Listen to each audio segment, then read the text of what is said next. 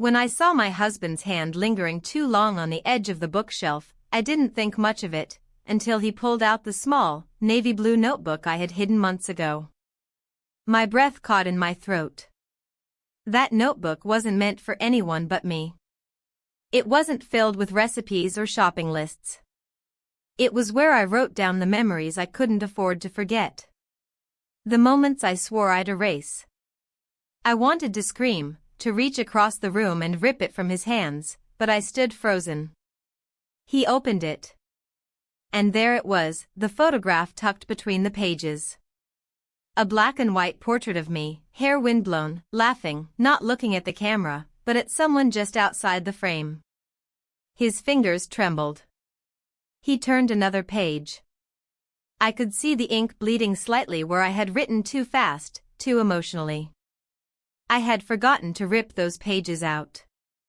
My handwriting confessed everything, the walks, the whispers, the way I felt seen again. I watched his expression shift, layer by layer, confusion, hurt, disbelief. He wasn't angry.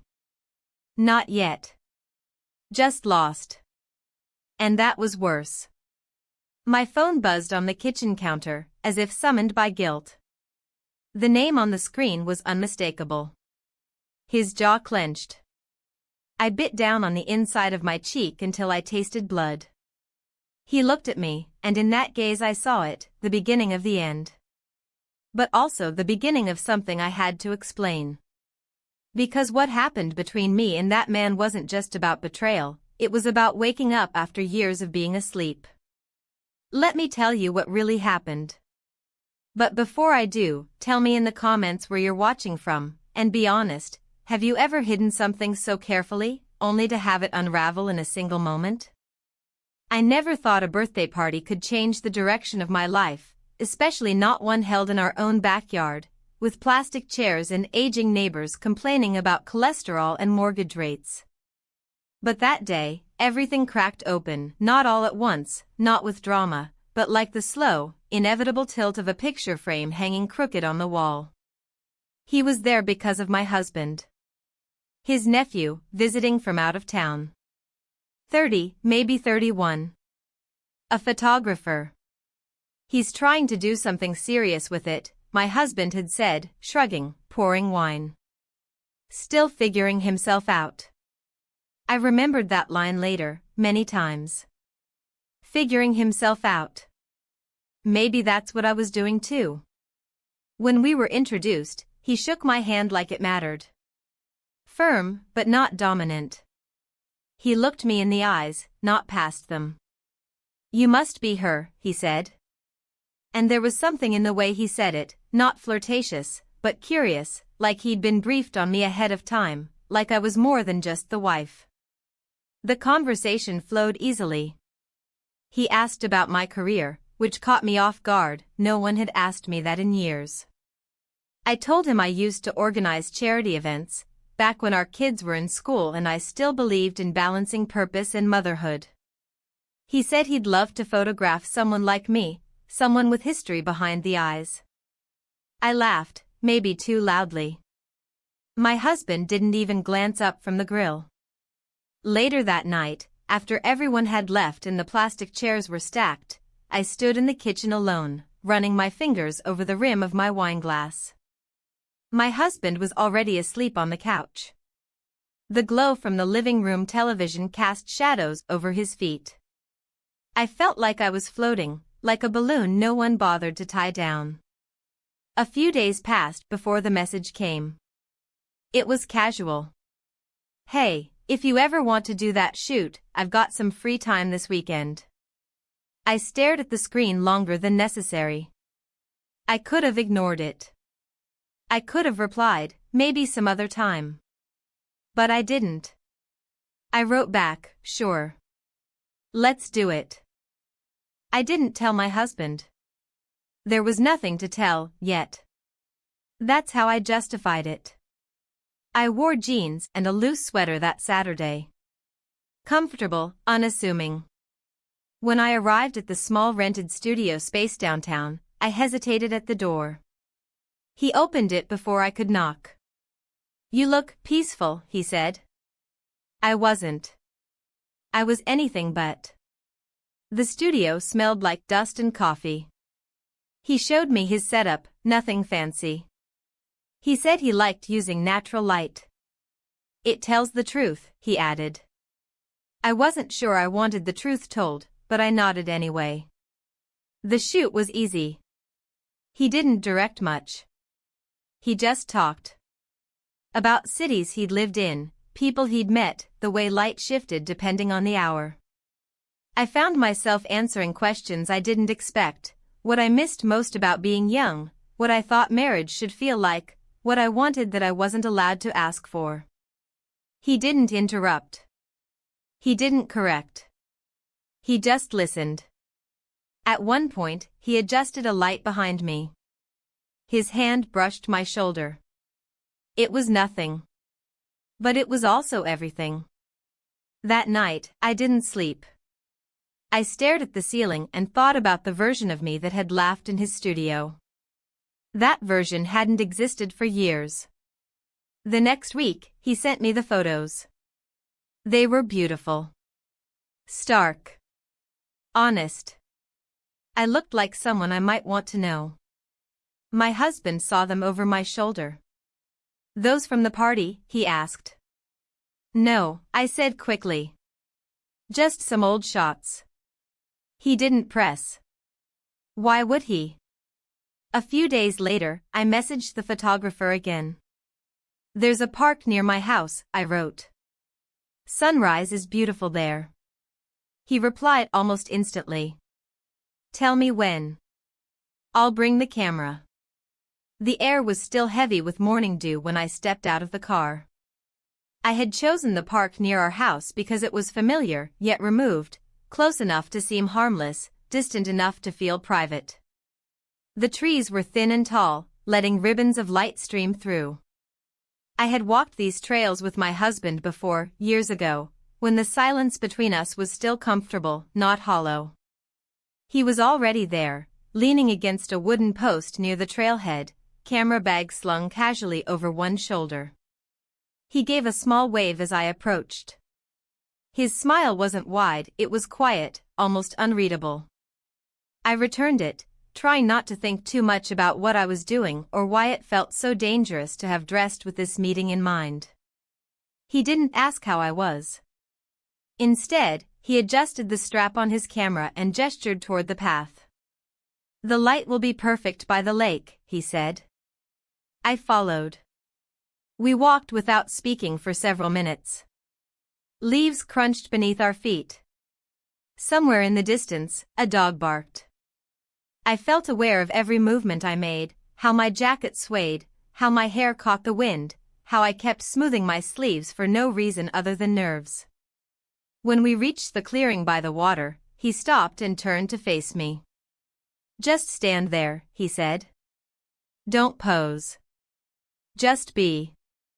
I didn't know what that meant, but I didn't ask. I stood still, my hands loose by my sides, my gaze fixed on the opposite bank. He moved around me quietly, his camera clicking in soft, measured intervals. I could feel his presence behind me, then beside me, then further away. I didn't dare look at him. You always look so still, he said after a while. Like you're waiting for something you don't expect to come. It wasn't a question, so I didn't answer. But his words stayed with me. I realized how many years I had spent in that state, waiting, not hoping, not dreaming, just waiting. At one point, he asked me to sit on the bench near the path. I did. He crouched in front of me, lining up the shot, his focus unwavering. And then it happened, suddenly, without a plan, without pretense. We kissed. I don't know who leaned in first. It didn't feel calculated. There were no fireworks, no swelling music in my mind. Just the quiet brush of lips, the warmth of someone seeing me without judgment. It lasted only a few seconds. But the echo of it stretched endlessly between us. When it ended, we both stepped back as if nothing had happened. As if we had imagined it. He returned to his camera, checking settings, pretending to adjust the focus. I watched a squirrel dart across the path and thought about how irreversible some moments are, even if they're small. Especially if they're small. Neither of us mentioned the kiss. We continued the session as if nothing had shifted. But everything had. When we finished, he offered to walk me back to my car. I declined. "I'll stay a bit longer," I said. He nodded, understanding. He didn't press. He never pressed. Once he disappeared down the trail, I sat back on the bench and watched the lake. The water reflected the pale sky, calm and unbothered. I wished I could say the same for myself. Later that day, back home, I tucked the folded sweater I had worn into the bottom of the laundry basket, beneath towels I knew wouldn't be washed for at least a week. It smelled faintly of pine and something else, maybe his cologne, maybe just the woods. I wasn't sure which disturbed me more. My husband was in the garage, reorganizing his tools.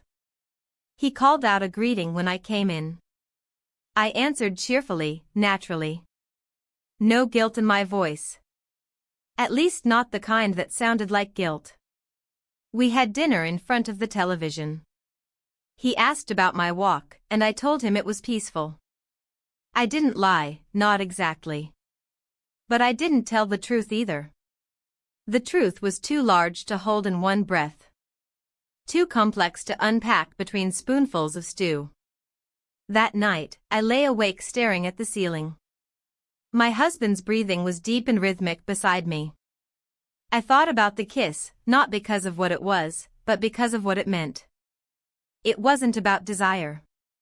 It was about recognition. About being seen. And that terrified me more than anything. For years, I had told myself I was content. That routine was love.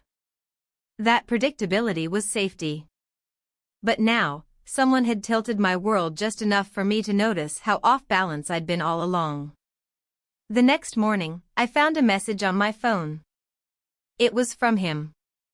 "Thank you for trusting me with your time," it said. "And your face. It matters more than you know." I stared at the words, unsure what to feel. Gratitude? Shame? Hope? None of them felt quite right. I didn't respond. Not yet. I made coffee, fed the dog, watered the plants. My husband left for work with a kiss on the cheek, same as always. I stood at the window after the door closed, watching the empty street. Somewhere out there was the version of me that belonged to herself. Not to anyone else. Not to obligation or habit. I wondered if I would ever meet her fully. For now, I had only the memory of a kiss and a quiet ache I didn't know how to name. The days that followed moved like thick syrup, slow and clinging, each moment stretching longer than necessary. I went through the motions of normalcy, laundry, groceries, polite laughter at the neighbors' harmless complaints. But everything beneath my skin felt rearranged. The kiss, though brief and unspoken since, had rewired something inside me. I wasn't sure if it was brokenness or awakening, only that it wasn't silence anymore. I didn't see him again for a week. No messages. No invitations. The space between us, once filled with anticipation, had turned hollow. I wanted to believe it was nothing, that we both felt awkward, unsure of the boundary we had stepped across. But beneath that reasoning was something else, something sharper. Disappointment. Longing. Maybe even resentment. My husband remained oblivious. Or perhaps he wasn't. Perhaps he sensed the shift, but like many things in our marriage, chose not to look too closely. He'd ask where I'd been when I returned from errands that lasted too long, but only out of habit, not suspicion. He trusted me. That knowledge stung more than I anticipated. One afternoon, I passed by the cafe near the train station and saw him sitting by the window. Alone. No camera. No smile. Just a half-drunk coffee and a blank stare toward the street. I didn't go in. I didn't wave. I just stood across the road for a long moment, watching. And then I left. That evening, I opened the drawer in our bedroom where I kept scarves and old letters and took out the envelope he'd once given me with printed photographs from our first shoot. I hadn't looked at them since the day they arrived. With trembling hands, I pulled out the images one by one. There I was, smiling, head tilted, eyes lost in something off camera. But I knew what it was. I knew who it was. The final photo caught me off guard. I hadn't posed for it. I was mid-laugh, turned sideways, unaware of the shutter. My face was unguarded. And beautiful in a way I didn't recognize anymore. I stared at it for so long my eyes blurred. A part of me wanted to text him. Just a simple sentence, "I saw you today." But I didn't. I turned off my phone and placed the photo under my pillow. It felt like a secret I needed to sleep on. The following weekend, I saw his name again, this time in an invitation. My husband's sister was organizing a casual gathering for family, and he was listed among the guests. I didn't react. I nodded, smiled, agreed to go. But inside, my heart clenched. The day of the event arrived cloudy and cool. We drove together in silence. My husband tapped the steering wheel absently, humming an off-key melody. I stared out the window, counting the trees we passed. By the time we arrived, my nerves felt scraped raw.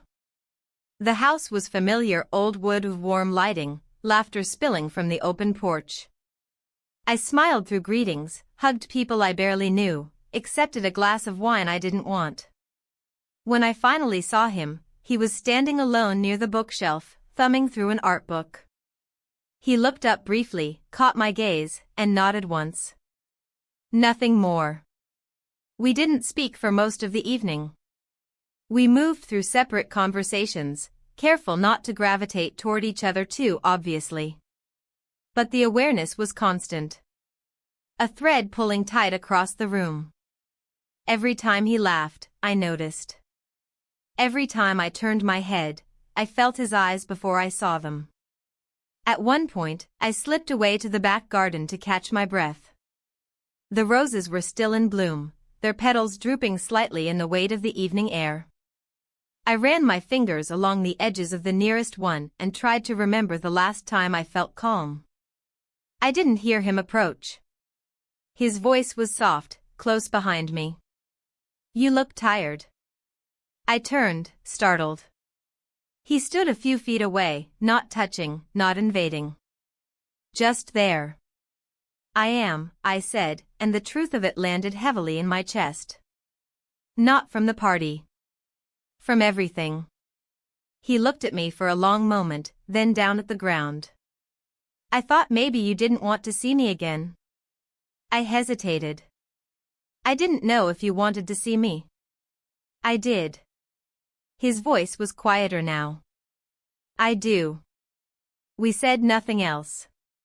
Footsteps from the house grew louder, and I stepped away first, back through the door, back to safety. When I returned to my husband's side, he reached for my hand and squeezed it gently. I smiled at him. But something in me had shifted again. Later that night, long after we were home and the house had gone still, I stood in the kitchen drinking water and staring out at the darkened backyard. I imagined him somewhere else, alone or with someone new, perhaps editing photos or writing in a notebook. The idea of being forgotten by him left a surprising ache. In bed, I lay awake listening to the sound of my husband's breathing. Steady, reliable, comforting. But no longer enough. Not in the way it once had been. I turned on my side, facing away from him, and closed my eyes. I dreamed of benches in quiet parks and unsent messages. Of camera shutters and stolen moments. And when I woke up, I didn't remember what I was supposed to feel. The morning after the gathering, I moved through the house like a ghost tethered loosely to her own life. I made coffee without tasting it, folded laundry without noticing the colors, and stared at the same newspaper page for almost an hour.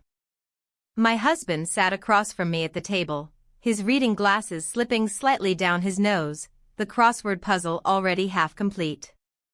He didn't look up when he spoke. "You've been quiet lately," he said. I nodded, offering nothing more. He filled the silence with a story about a client at work, something about misplaced forms and miscommunication. I responded where appropriate, smiled at the right moments. It was a performance we both had grown too good at.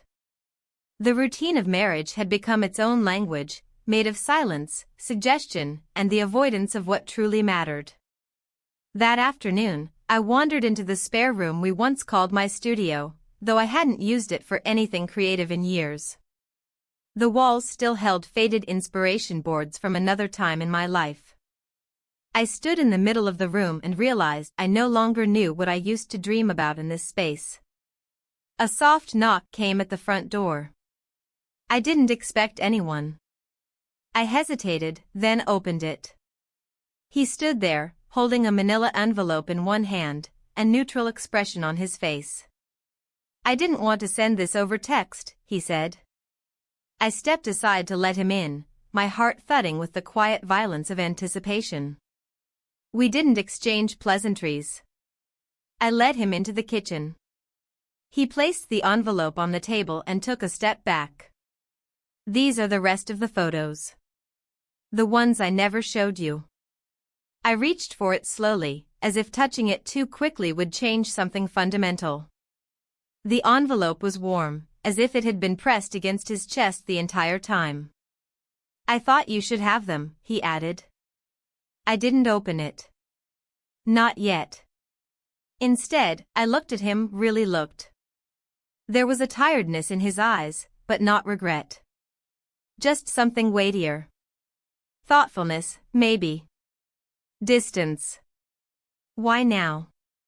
I asked. He shrugged. Because not doing anything was becoming louder than doing something. That answer lived with me long after he left. When I finally opened the envelope, I found images I didn't recognize. Moments between moments. My hand adjusting a loose strand of hair. My profile against a setting sun. My eyes mid-blink. Nothing posed. Nothing perfect. Just me, unguarded. Real. There was one photo taped to the back of the last page. I peeled it carefully. In it, I was looking away, standing by the lake, arms crossed lightly over my chest. The air around me looked chilled, my shoulders slightly hunched. But the expression on my face was undeniable. I looked alive. Present. Someone I had once known, or maybe someone I still was, beneath everything.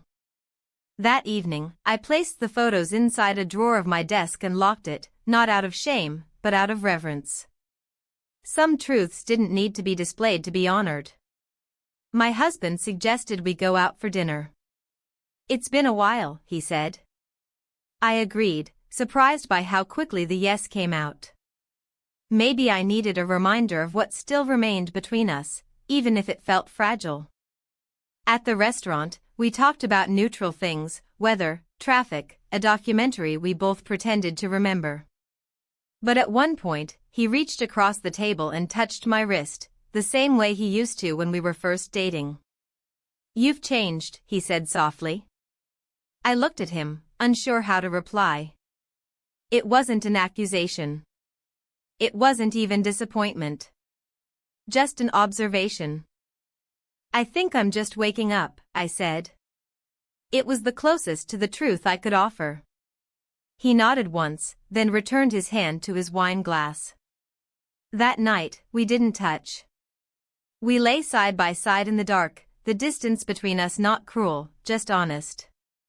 I didn't feel guilt. I didn't feel relief. I only felt the slow turning of something deep inside me. The next morning, I went for a walk alone. I didn't take my phone. The wind was brisk, the sky bruised with clouds. I passed the same park where we had first kissed, but didn't stop. I didn't need to revisit that moment to remember how it had changed me. I carried it now, folded inside me like a letter never sent. I sat on a bench at the far end of the trail, near the old bridge. A couple jogged past, laughing. A child shouted something about a duck. The world moved on, unaware of the shifts within me. And yet, I felt more present in that stillness than I had in years. I thought about reaching out to him again. Just a simple message. But I didn't. He had given me the photos, and perhaps that was his way of saying goodbye, or at least of stepping back. I had no right to ask for more. Maybe I never did. When I returned home, my husband was in the garden, pulling weeds. He looked up, smiled, and waved me over. I joined him without hesitation. We worked in silence, side by side, as the sun broke through the cloud cover and lit the dirt between our hands. There was no forgiveness being negotiated. No apology offered.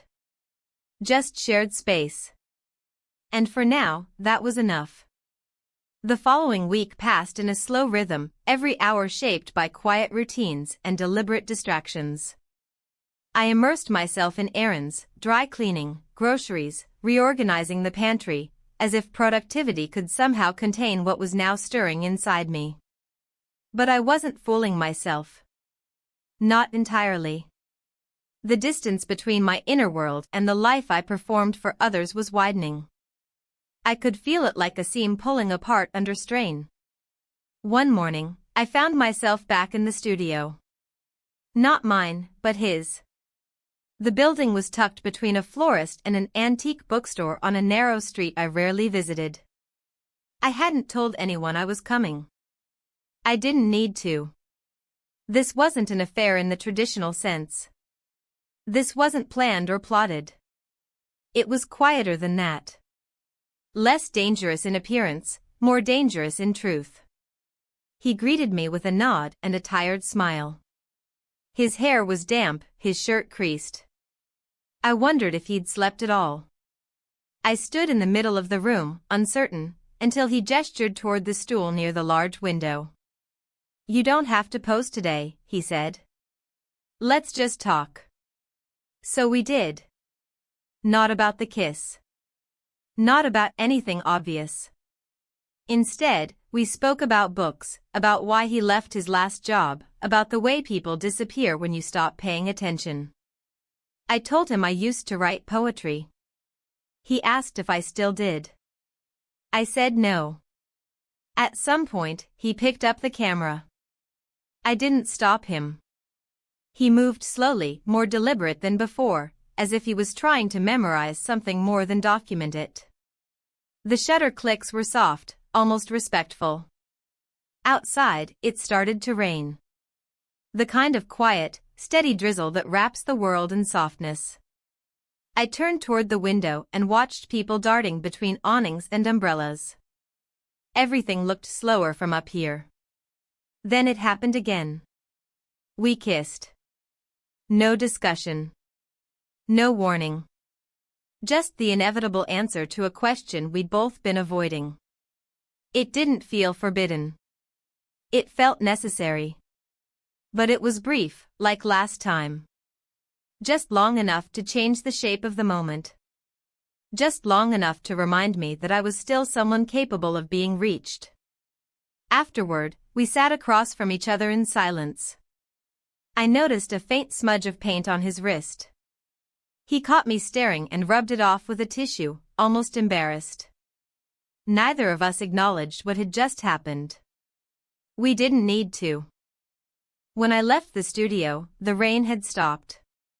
The sidewalk shimmered. I walked slowly, absorbing the chill.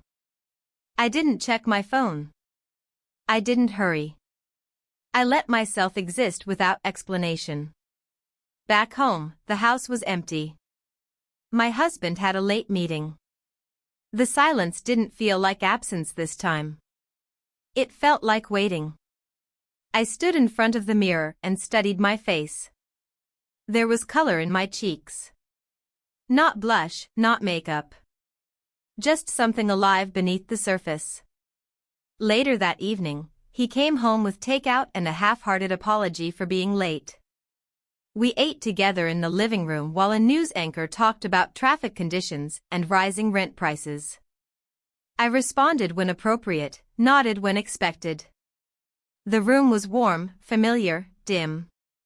When he went to shower, I returned to the drawer where the envelope of photos now rested under a stack of paperwork.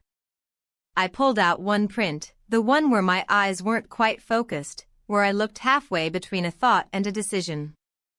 I stared at it for a long time, then slipped it into the back of a notebook I hadn't opened in years. That night in bed, I lay awake again. My husband slept beside me, one hand resting near my shoulder but not touching. I thought about the line we had crossed. Twice now. I thought about the fact that I didn't regret it. Not because I wanted to destroy what I had, but because what I had no longer held me the way it once did. The next morning, there was a text from him. Just 2 words. Be careful. I stared at it, unsure whether it was a warning or a farewell. I didn't reply. I placed the phone face down on the table and poured myself coffee. I dressed slowly that day.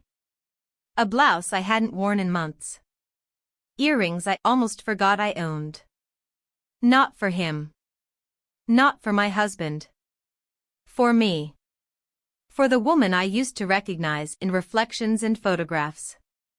While washing dishes later that afternoon, I caught a glimpse of myself in the window, hair slightly undone, sleeves rolled, eyes not tired for once. I saw someone who had stepped outside the outline of her own life. Someone who had started asking questions she hadn't dared before. By evening, I knew things couldn't continue like this. But I also knew I wasn't ready to walk away. Not from my marriage. Not from him. Not yet. There was still something forming, unfinished and raw. I needed time. I needed to understand what part of it was real, and what part of it was simply the echo of being seen again.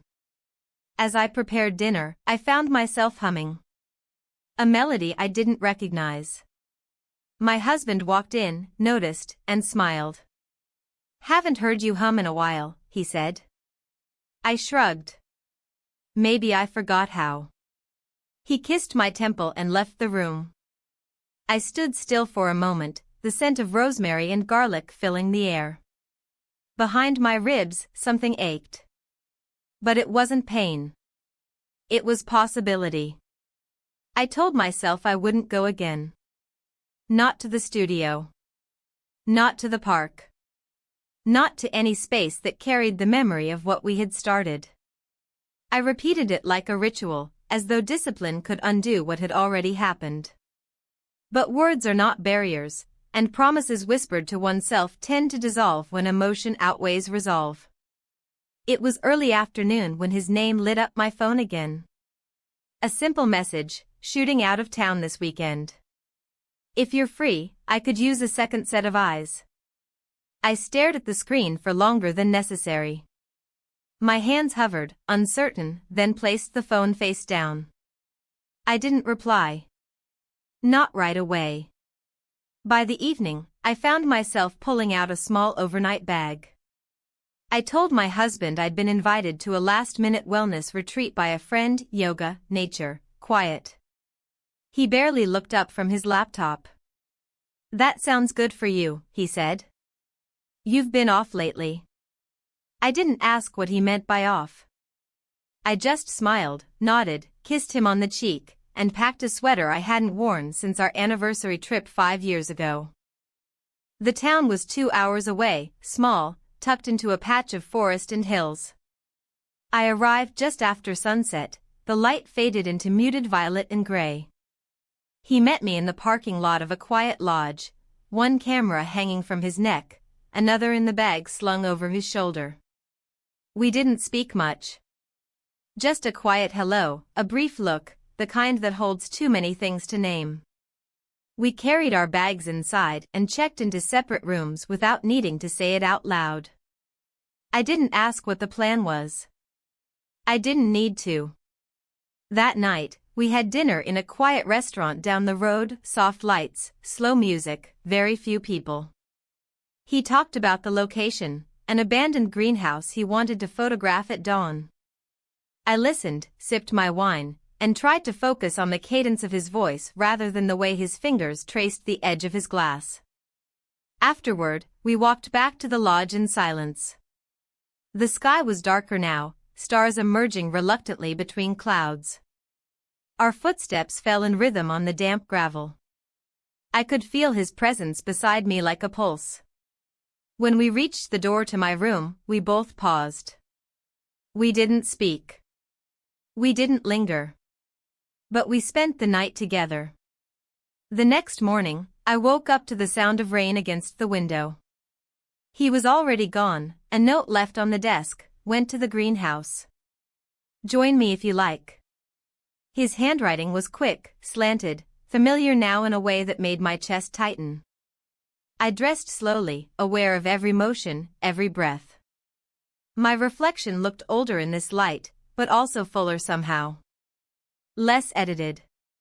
More human. The greenhouse sat on the edge of a long-forgotten field. Its glass panes were fogged and fractured, its frame rusted but still standing. He was inside, camera already in hand, his back to the door. I stepped in without announcing myself.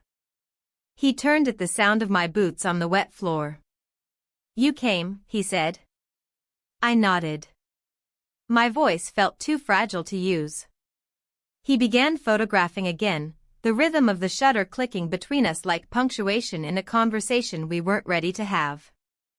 I wandered through the space, touching vines that had reclaimed the corners, pausing beneath the broken ceiling where water dripped in soft intervals.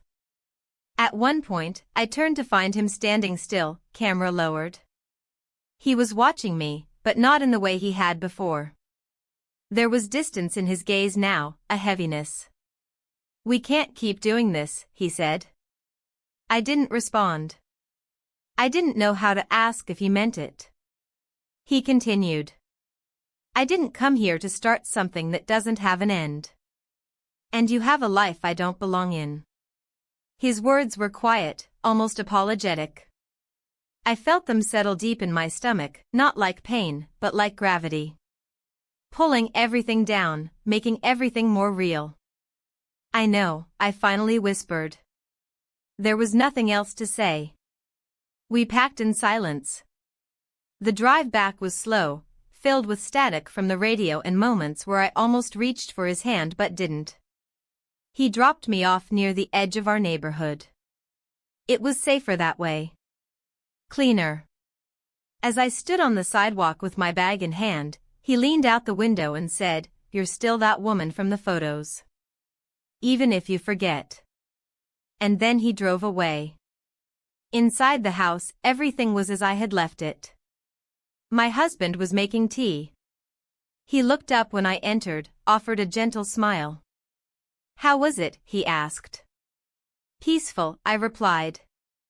He nodded, returned to stirring honey into his cup. I went upstairs, placed the bag by the closet, and stood in the middle of the room, waiting for something to fall apart. But nothing did. No crash. No revelation. Just silence. That night, I couldn't sleep. Not from guilt. Not from regret. But from the realization that something was ending, not just with him, but within me. A part of myself that had been waiting, hoping, yearning, now still. I stepped out onto the balcony and let the wind hit my face. Somewhere far away, a car passed. I leaned against the railing and thought about the way he had looked at me for the last time. Not with longing. But with release. And maybe that was what I needed all along. Not to be wanted. But to be seen. And then let go. The days that followed blurred together, not from chaos but from a strange, quiet sameness that wrapped around me like thick fabric. I moved through our home with purpose but no urgency, like someone fulfilling a role she no longer fully believed in. I folded laundry, refilled the sugar jar, organized the pantry shelves, but I did it all as if I were watching someone else perform the actions. I didn't hear from him again. No message. No photograph. No parting words beyond what had already been spoken. At first, I expected something, some echo of our last conversation, some thread left dangling. But when none came, I understood, he had meant it. He had walked away not in anger or cowardice, but with a kind of grace that made the silence feel heavier. One morning, my husband asked if I wanted to go away for the weekend. Just us, he said. Somewhere quiet. We haven't done that in a while. I nodded. There was no reason to say no. And yet, every part of me tensed at the idea of being alone with him, not because I feared confrontation, but because I feared the absence of one. We chose a lakeside town, just a couple of hours away, familiar in its modest charm. The weather was overcast when we arrived, the sky low and gray, and the water almost indistinguishable from the clouds above it. Our room was small but comfortable, wood-paneled walls, soft white sheets, the scent of pine lingering near the windows. The first evening passed quietly. We had dinner in a small restaurant filled with couples speaking in hushed tones. He talked about work again, about new hires, budget meetings, someone's pending retirement. I listened, offered small observations. We laughed once, when the waiter tripped and caught himself with a flourish. It felt foreign, the laughter. Not false, just borrowed. Later, we sat on the porch outside our room, looking out over the lake. He reached for my hand and held it gently, the way someone might hold a glass of warm water. I didn't pull away. I didn't lean in. We just sat there, hand in hand, breathing the same air but not quite in rhythm. When we went to bed, he turned to me in the dark and whispered, "I miss you." I said nothing. I wanted to say that I missed myself too. The next day, we took a walk along the shore. The gravel crunched beneath our feet. Birds moved overhead in clusters, rising and falling with the wind. He told me stories from when we were younger, trips we took, jokes we shared. I smiled, nodded, remembered. But it was like watching an old film, familiar, beautiful, and too far away to touch. That evening, back at the lodge, I excused myself early and wandered toward the dock alone. The air was cool, and the wooden boards creaked beneath my steps. I sat at the edge, letting my legs dangle above the still water. Everything felt quiet. Even the thoughts in my head moved slowly. I closed my eyes and tried to summon the image of him, his face, his voice, the weight of what we had shared. But memory had already begun its slow erosion.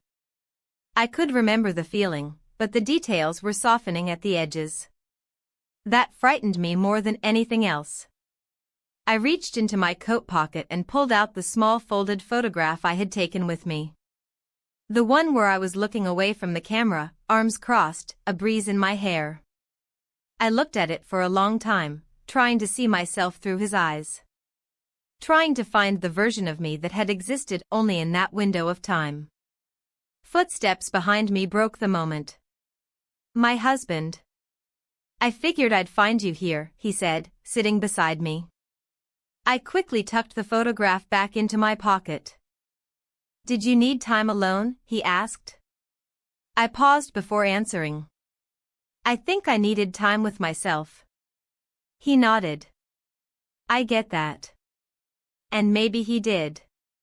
More than I had given him credit for.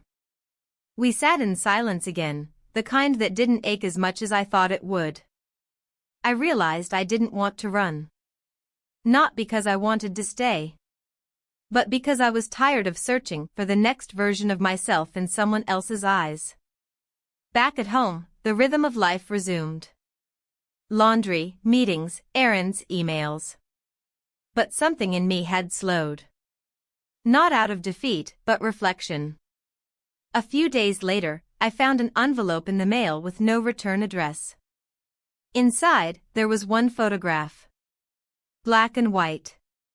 Me, sitting on the edge of the greenhouse window, light falling across my cheek. It must have been from that final morning.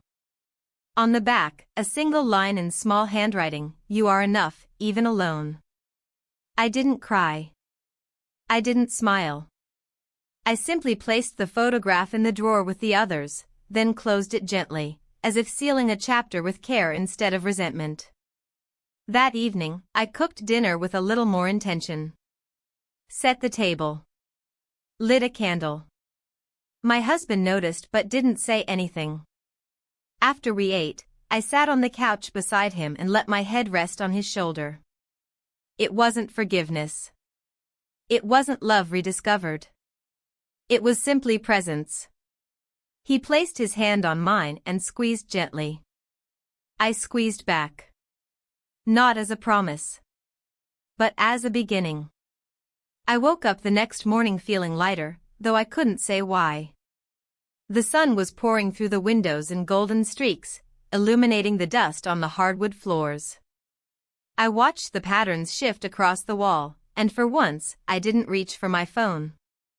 I just lay there, breathing, letting my body exist without expectation.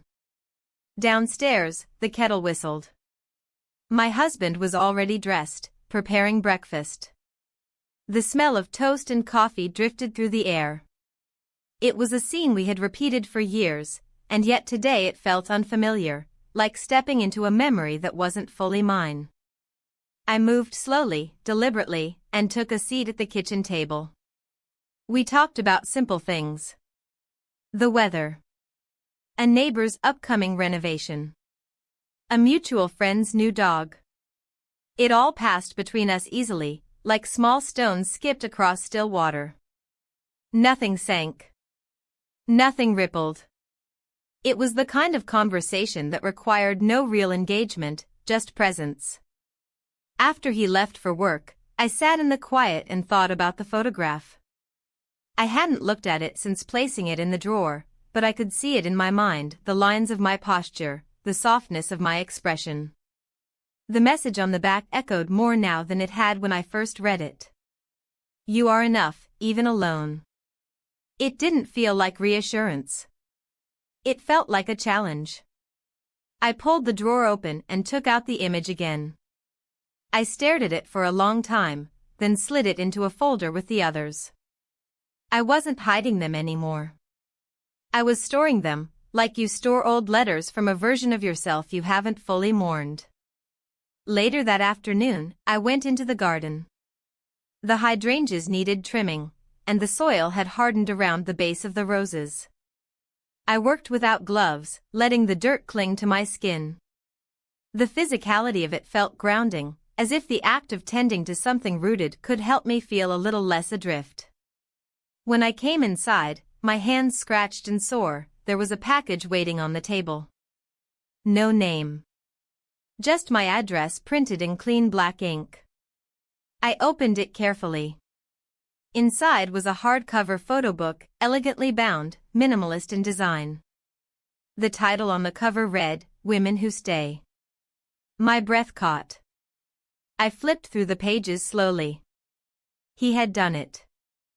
Photographs filled the book, portraits of women, all seemingly ordinary, yet captured in moments of vulnerability and strength. Some smiled. Some didn't. Some looked directly at the lens. Others gazed into something unseen. Near the back, I found myself. There were 3 photos of me. One seated, one laughing, one caught mid-turn, my eyes somewhere else entirely. None of them felt posed. All of them felt true. Beneath each image in the book was a line of text. Mine read, She didn't leave. She learned how to stay differently.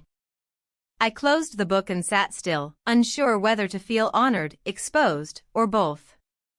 I wasn't angry. But I wasn't entirely at peace either. It felt like closure dressed as celebration, and I didn't know how to wear it. That evening, I showed the book to my husband. I placed it on the table between us during dinner, open to my page. He looked at the photos, then at me. "This is you," he said. "Yes," I replied. "Did you know he was doing this?" "I didn't know he'd use me," I answered truthfully. "But I'm not surprised that he did." He sat back in his chair and stared at the image again. Then, after a pause, he said, "You look different in these." "Not happier, just awake." I nodded. That's how I felt. We didn't discuss it further. He didn't ask questions, and I didn't offer explanations. It wasn't avoidance. It was something else, an unspoken agreement that we had both sensed this change for some time, but only now had the evidence between us. Later that night, I went for a walk alone. The streets were quiet, the sidewalks damp from an earlier rain. I didn't take my usual route. I wandered instead, letting my feet choose for me. I passed homes with lit windows, glimpses of other lives moving forward in their own rhythms. I felt strangely comforted by the ordinariness of it all. As I rounded the corner near the bookstore, I noticed a flyer taped to the window, an exhibition featuring local photographers, including his name. The opening was set for the following week. I stood there for a long time, reading the small print over and over, feeling something shift beneath my skin. I knew I wouldn't go. Not because I was afraid, but because the chapter had already turned its page. I had been written, framed, printed. And now, I had to step outside of it. When I returned home, my husband was reading in bed. He looked up when I entered, then shifted slightly to make room. I slid in beside him and turned off the lamp. The darkness didn't feel heavy this time. It just felt like rest. The following days unfolded with a strange kind of quiet clarity. Nothing changed on the surface. Meals were cooked, the mailbox checked, laundry sorted, but inside, something had settled. There was no longer the urgent tug of unfinished thoughts or unresolved emotions. I didn't wake each morning with that dull, anxious ache in my chest. Instead, there was space. Not emptiness, but space. I began rising earlier than usual, watching the sky shift from gray to blue with a cup of tea in my hands. The early light made the walls of the kitchen feel softer, almost forgiving. I didn't rush through my mornings anymore. I moved slowly, letting the rhythm of the day set itself. My husband noticed, of course. He wasn't a man of poetic insight, but he understood the language of energy, of presence. One evening, while we were cleaning up after dinner, he paused by the sink, still holding a plate. "You seem different," he said. I dried my hands on a towel and leaned against the counter. "I think I am," I replied. He didn't ask why. Maybe he didn't want to know, or maybe he already did. Instead, he nodded once, placed the plate in the drying rack, and returned to wiping the table. I appreciated that, his ability to let a truth hang in the air without dragging it down into questions. Later that night, I opened a drawer in the hallway that had become a resting place for forgotten things, expired coupons, broken pens, and old phone charger. Buried underneath a stack of unused note cards was a journal I hadn't written in for years. I turned to the first blank page and stared at it for a long time. Then I picked up a pen and wrote a single sentence. "I forgive the version of me who thought she had to disappear to be seen." The words came slowly after that, but they came. Not dramatic revelations, not tidy reflections, just moments, glimpses, pieces of thought I hadn't let myself sit with before. I wrote until my hand cramped, then closed the journal and placed it by my bedside. The next morning, I walked into town.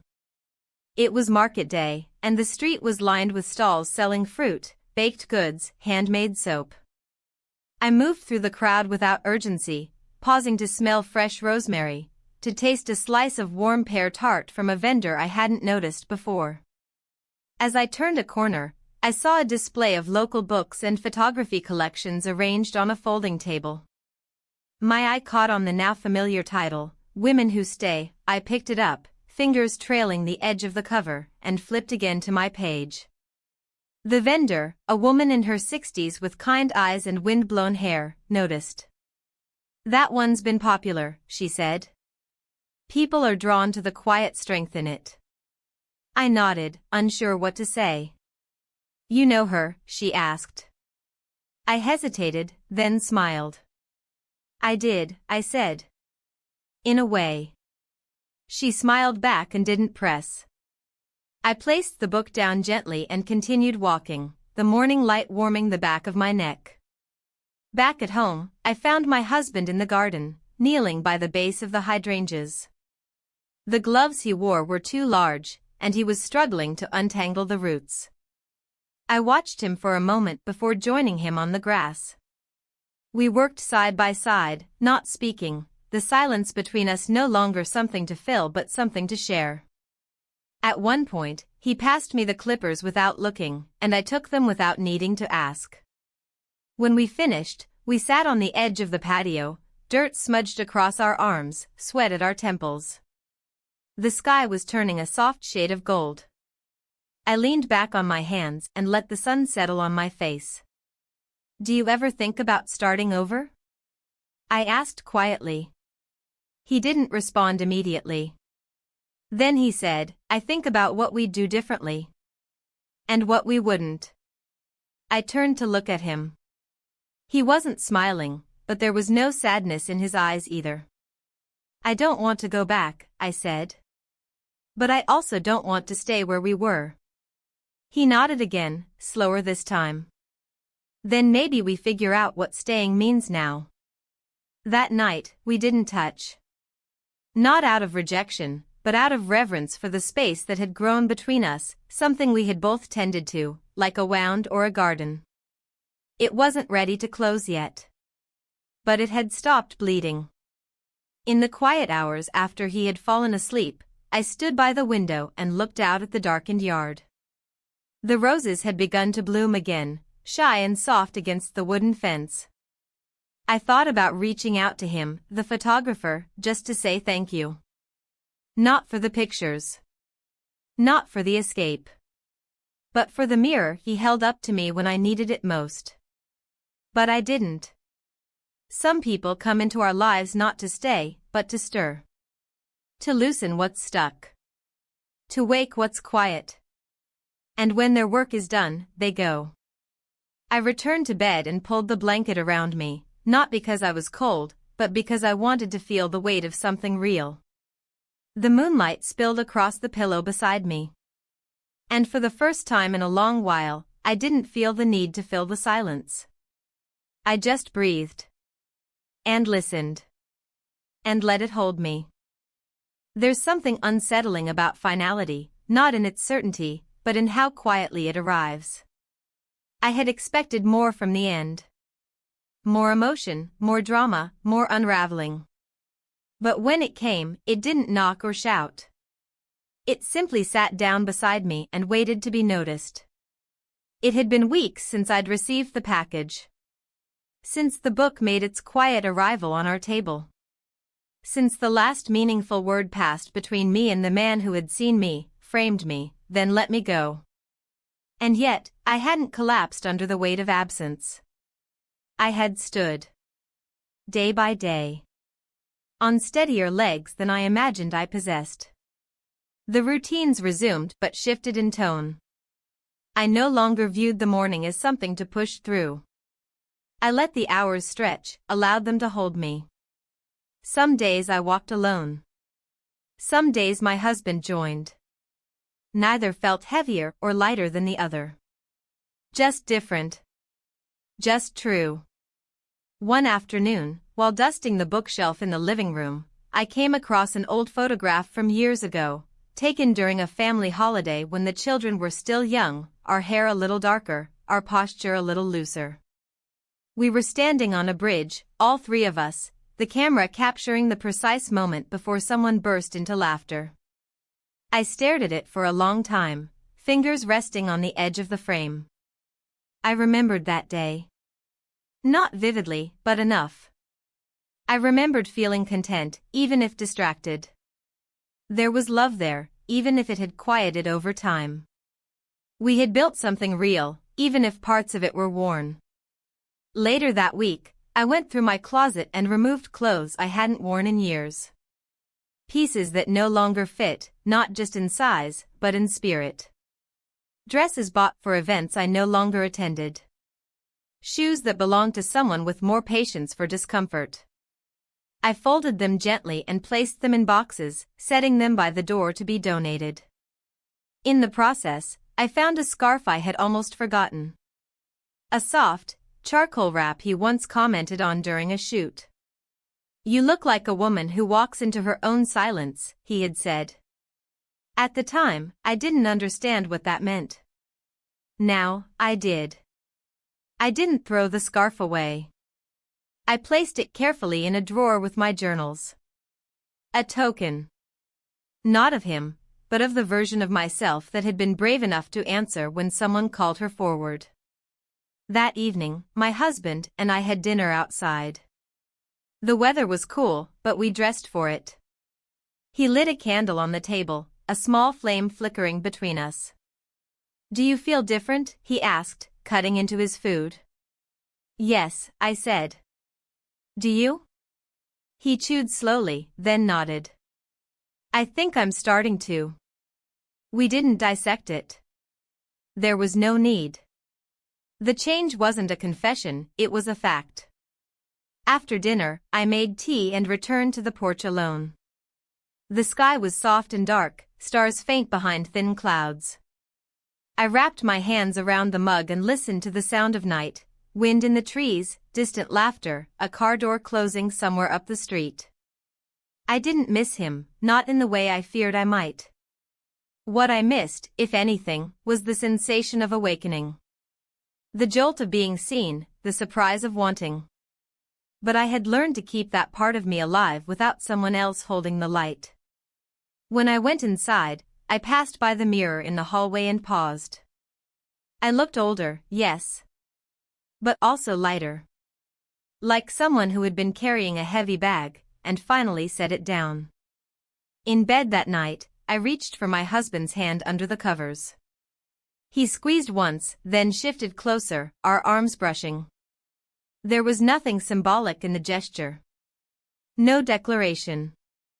Just a quiet act of presence. We had not returned to what we were.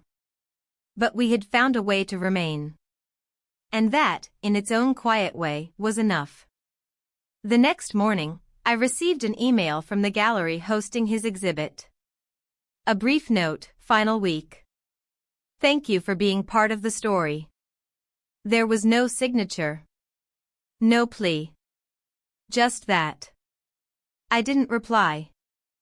Instead, I brewed coffee, opened the windows, and let the morning air fill the kitchen. I moved through the house with calm. I watered the plants. Wiped the counters. Sat on the steps with my cup in hand and let the warmth of the mug anchor me. By the time the sun had risen fully, I found myself smiling, not at a memory, but at the now. At the fullness of it. The softness. The honesty. I had been a woman who disappeared in the silence of her own life. I had stepped out of frame. And then, slowly, I had returned. Not to be seen. But to see. And this time, I wasn't afraid of what I might find.